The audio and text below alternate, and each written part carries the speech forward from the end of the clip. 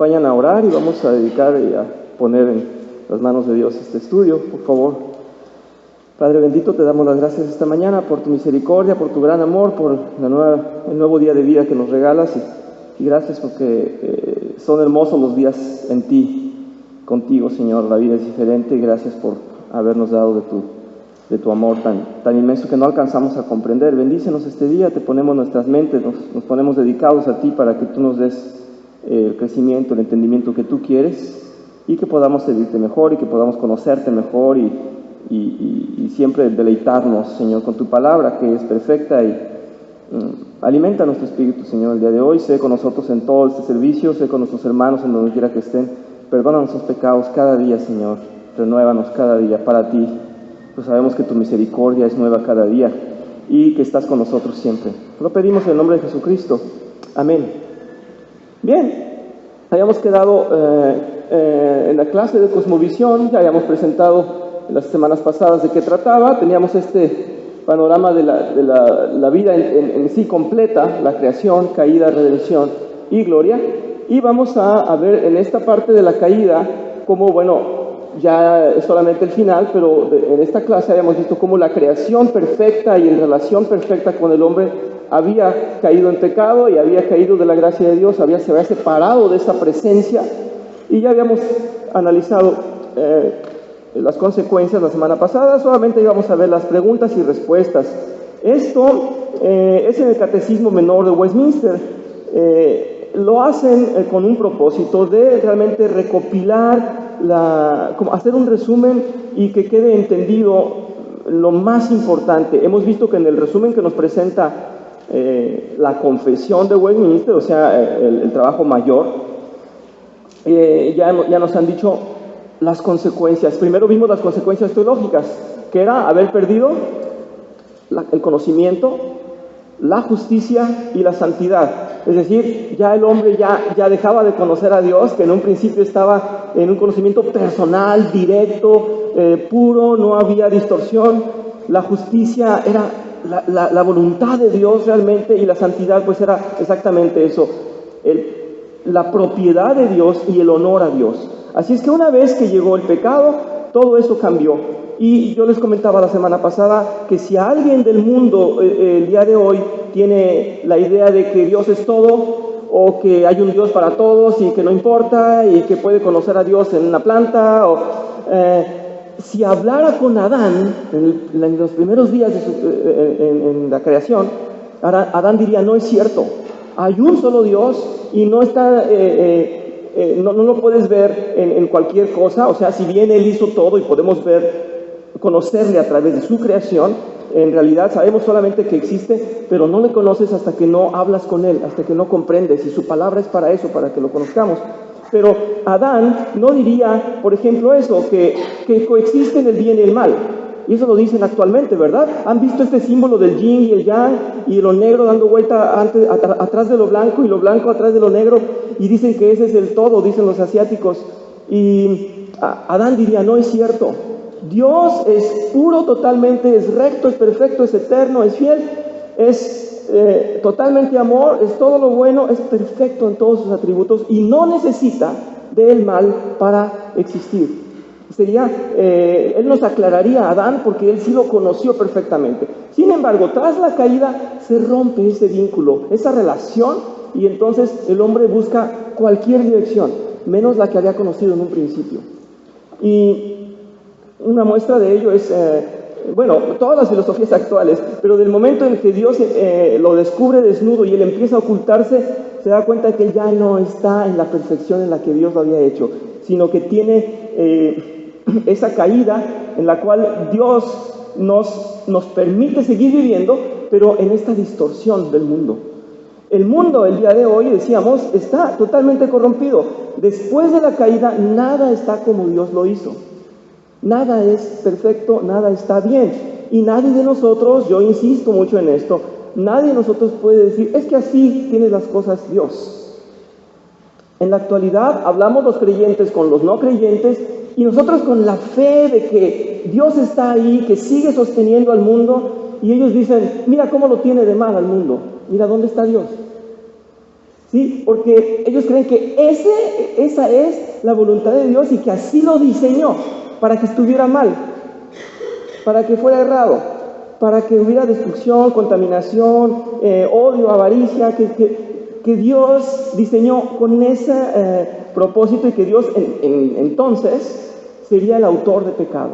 Pero no es así, Dios no es el autor de pecado y lo estamos viendo, por eso la Confesión de Westminster lo dejó muy claro, el hombre cayó y entonces perdió, dijimos, los 3 factores más importantes que son el conocimiento pleno de Dios, la justicia de Dios o el sentido de justicia y la santidad. Lo vimos en la clase pasada, vimos las consecuencias. Dios se molesta con Adán y Eva, les da castigos correspondientes a la serpiente, a Eva y a Adán, y comentábamos que a la serpiente por lo que hizo, a Eva, no solamente en ella y en todas las mujeres cae una culpa, sino que en el caso de Adán es toda la humanidad. Le dice, toda la humanidad por tu culpa cae. Eso no se lo dijo a Eva, pero en él reposaba entonces una autoridad mayor. En él reposaba realmente, decíamos, esta figura en autoridades, en términos de autoridades se usa este término federal, porque era la cabeza, Adán era la cabeza, y se le exigía que él hubiera tenido el control de la situación, que no solamente hubiera reprendido a Eva, sino tal vez matado a la serpiente y sobre todo no comer él, no caer también él.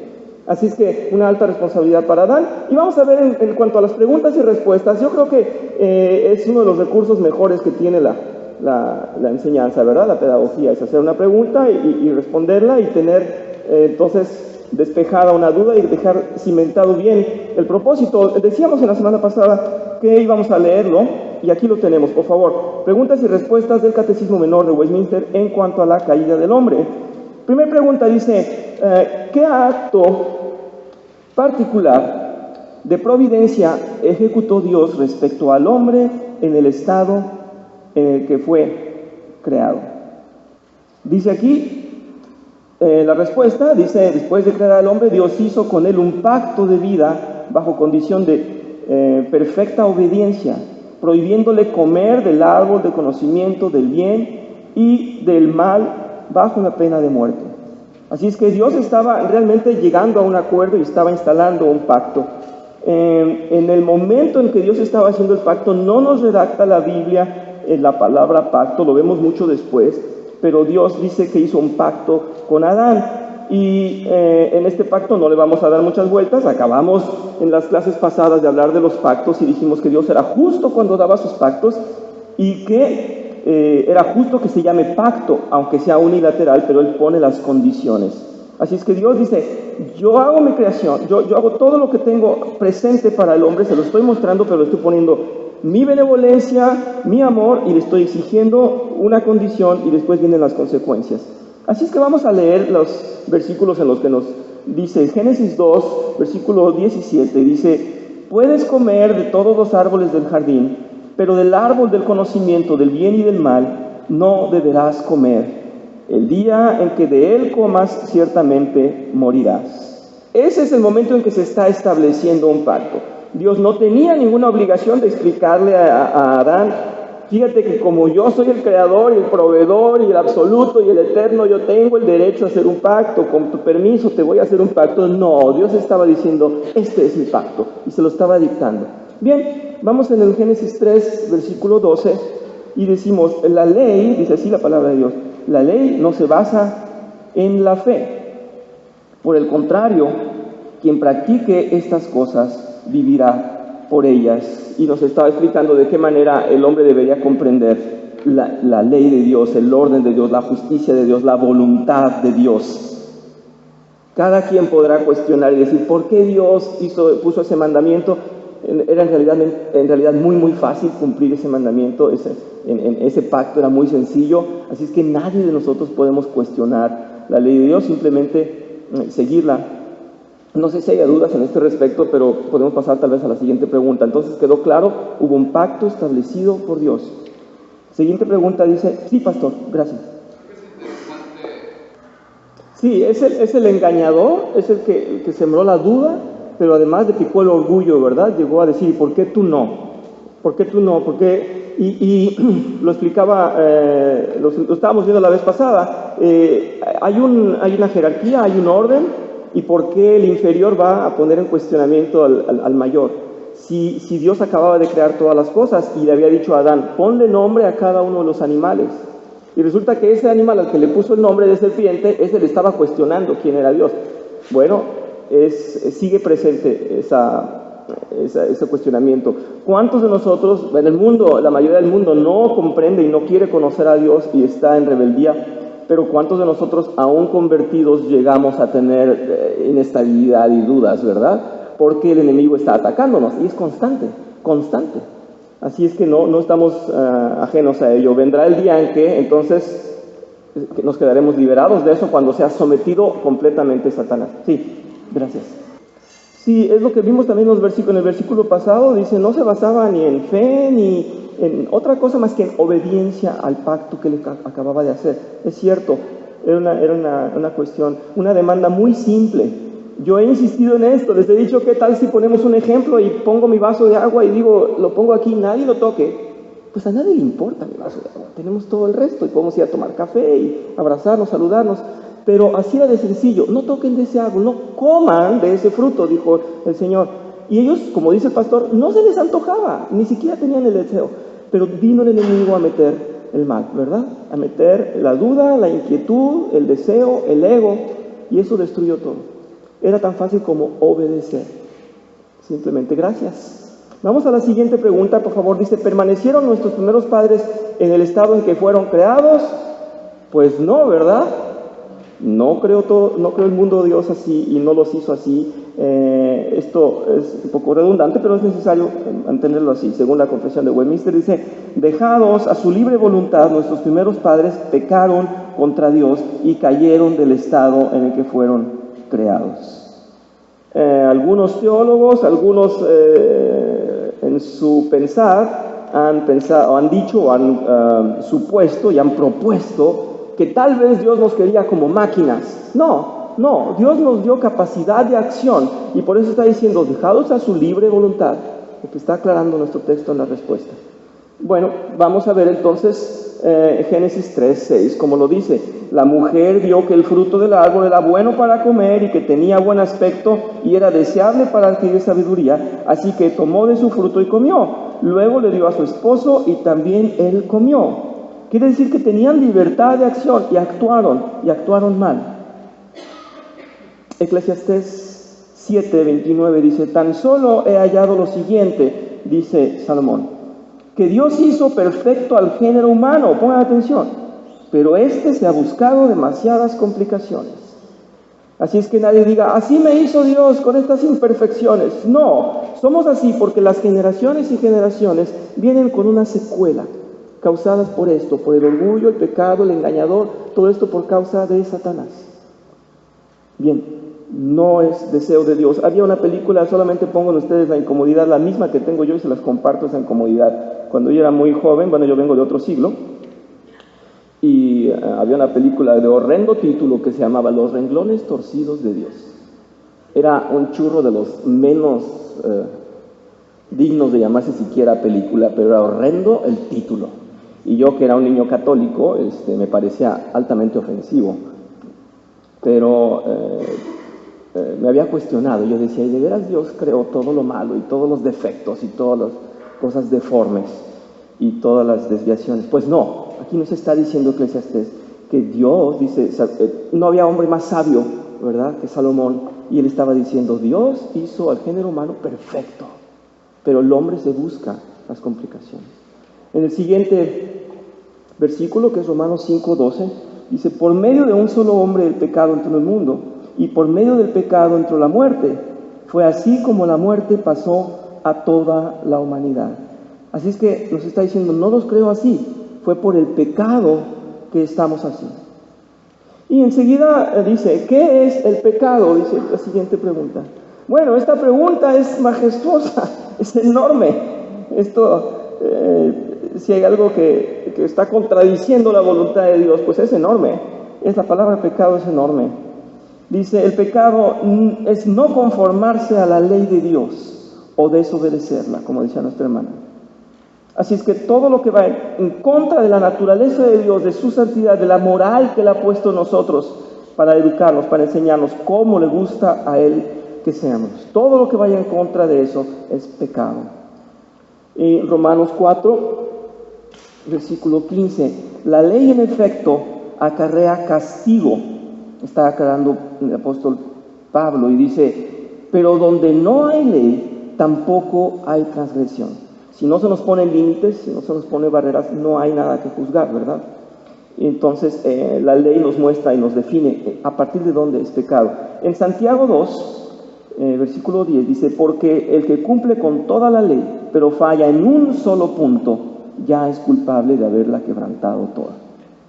Eso nos debe quedar muy claro. En Santiago 4, ahí adelantito, dice en versículo 17, así que comete pecado todo el que sabe hacer el bien y no lo hace. En esto se basó un argumento para ese pecado que llama la Iglesia Católica el pecado de omisión, ¿verdad? De omisión. No necesitamos nosotros que se nos diga como tal, simplemente comprendemos que debemos hacer lo que Dios quiere. Pero bueno, es bueno conocerlo. En 1 de Juan, capítulo 3, versículo 4, dice, todo el que comete pecado quebranta la ley. De hecho, el pecado es transgresión de la ley.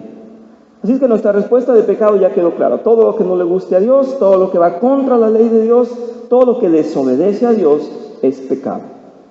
Bien, una pregunta más. ¿Y cuál fue el pecado por el cual nuestros primeros padres cayeron del estado en que fueron creados? Y la respuesta dice, el pecado por el cual nuestros primeros padres cayeron del estado en que fueron creados fue el comer del fruto prohibido. Recuerdo que el hermano Chuy hacía mucho énfasis en eso. Bueno, es que no hubo otro pecado, no hubo mentira, no hubo violación, no hubo asesinato. Ok, hubo desobediencia. Hubo desobediencia, es lo que decía Cuquita, ¿verdad? No era necesario que fueran a buscar un pecado más complejo, más elaborado. Simplemente es que había una desobediencia. Se faltó al pacto, se cometió el acto de que el pacto había definido, había dicho Dios, quiero que esto se respete, y eso no se respetó. Bien, en Génesis 3, 6, pues tengo que leerlo porque es el contexto y se nos tiene que quedar muy claro. Génesis 3, versículos 6 al 8. La mujer vio que el fruto del árbol era bueno para comer y que tenía buen aspecto y era deseable para adquirir sabiduría, así que tomó de su fruto y comió. Luego le dio a su esposo y también él comió. En ese momento se les abrieron los ojos, tomaron conciencia de su desnudez. Por eso, para cubrirse, entretejieron hojas de higuera. Cuando el día comenzó a refrescar, el hombre y la mujer oyeron que Dios el Señor andaba recorriendo el jardín. Entonces corrieron a esconderse entre los árboles para que Dios no los viera. Bien, esto es el hecho de haber comido y haber roto con el pacto. Y adelante, en Génesis 3, salud, versículos 12 al 13, él respondió, así respondió Adán cuando se le reclama, dice, la mujer que me diste por compañera me dio de este fruto y yo lo comí. Entonces Dios, el Señor, le preguntó a la mujer, ¿qué es lo que has hecho? La serpiente me engañó, dijo Eva, y comí. Bien, eso fue lo más grave. No fue que se hayan puesto en acuerdo, que Dios se haya molestado porque la serpiente estaba hablando con la mujer. No es porque hayan pensado mal de Dios, porque era un Dios egoísta y no quería que ellos fueran inteligentes o que comieran y que tuvieran sabiduría. No, es el acto puro de comer del fruto. Vamos a la siguiente pregunta y dice, ¿cayó todo el género humano en el pecado? Sí, ¿verdad? En el pecado original o en el primer pecado, sí. Esa es la respuesta. Y nos lo dice aquí la confesión de Westminster. Dice, como Dios hizo el pacto no solo con Adán, sino también para sus descendientes, todo el género humano descendió por generación ordinaria, pecó en él y cayó con él en su primer pecado. Vamos a ver cómo nos sustenta la Biblia esto. Génesis 1, versículo 28. Hombre y mujer los creó y los bendijo con estas palabras. sean fructíferos y multiplíquense, llenen la tierra y sométanla, dominen a los peces del mar y a las aves del cielo y a todos los reptiles que se arrastran por el suelo. Bueno, ahí suena muy bonito y si lo leemos de una manera inocente, decimos, qué bueno que Dios les estaba dando el paraíso y les estaba diciendo, ustedes pueblen la tierra. Sí, pero había una autoridad y estaba diciendo Dios, ustedes son los primeros padres. Toda la relación hombre con Dios estaba implantada para toda la descendencia. Así es que es el punto que nos está aclarando. Lo que estaba haciendo Dios era cimentar una raíz y todo lo que naciera iba a estar bajo las mismas condiciones. ¿Sí? Bajo las mismas condiciones. Esto me recuerda el autor de este libro, más que un carpintero, el señor Josh McDowell. Él hizo unas cruzadas para los jóvenes y cuando les lee esto les dice, multiplíquense y pueblen la tierra, y los jóvenes están tan felices y tiene como 2,000 jóvenes y todos, multiplíquense, y dice,